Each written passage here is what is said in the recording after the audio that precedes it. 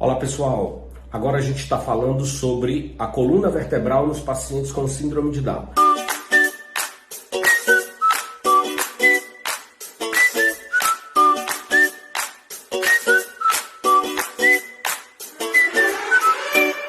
E no artigo que eu estava lendo, que é um up-to-date da especialidade, um artigo publicado em 2021, excelente artigo, e lá a gente tem essa imagem que é extremamente legal e fala para nós sobre a posição da coluna cervical. Os pacientes com síndrome de Down, eles vêm para o ortopedista e a pediatra e o endocrinologista chamam atenção para nós para a coluna cervical. Os próprios pais falam isso.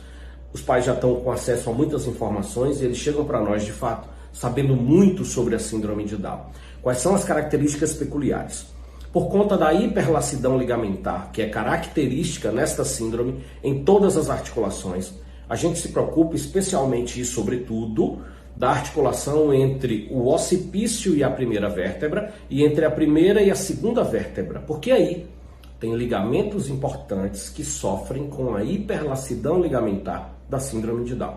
Qual é a característica importante para nós? Primeiro, se esse garoto tem sintoma, porque quando ele chega para nós, a família pergunta: doutor, ele está liberado para atividade física, ele pode jogar capoeira, pode jogar futebol, ele pode correr, ele pode dar estrelinha, dar cambalhota no sofá, e aí você precisa ter um amparo técnico para falar sobre isso. Inclusive, as atividades funcionais que a gente tanto recomenda para pré-adolescentes e adolescentes, e a gente quer também que os meninos com síndrome de Down façam isso. Qual é a característica importante? Sintoma. Se esse garoto tem dor, o Colégio Americano de Pediatria recomenda que todos eles com sintoma sejam submetidos a exames de imagem. E aí vem a radiografia. A radiografia de frente e de perfil e a radiografia em flexo e extensão da coluna cervical. E aí a gente observa, sobretudo, o espaço entre a primeira e a segunda vértebra e entre a primeira vértebra e o occipício, que é o osso do crânio. Neste caso, a gente faz as medidas e vê as distâncias que estão ali, que são extremamente importantes e criteriosas para a gente definir o que vai fazer.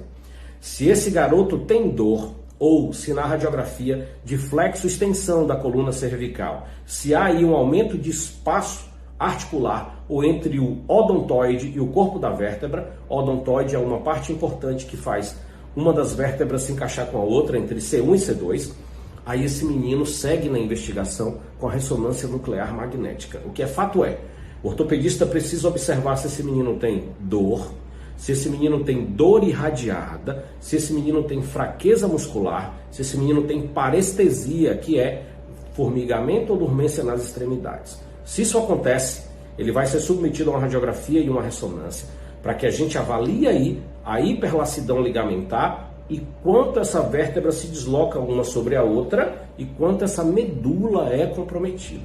A partir daí, a gente avalia se esse garoto vai ou não para as atividades sociais daquela idade.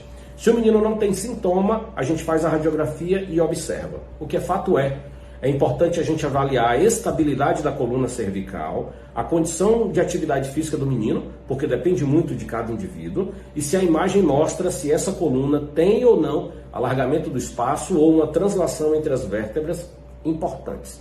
Aí a gente decide se segue a investigação ou não, inclusive se esse menino tem sintoma ou se ele tem uma lacidão ligamentar que permite um escorregamento grande entre as vértebras, e aí eu tenho medidas para isso.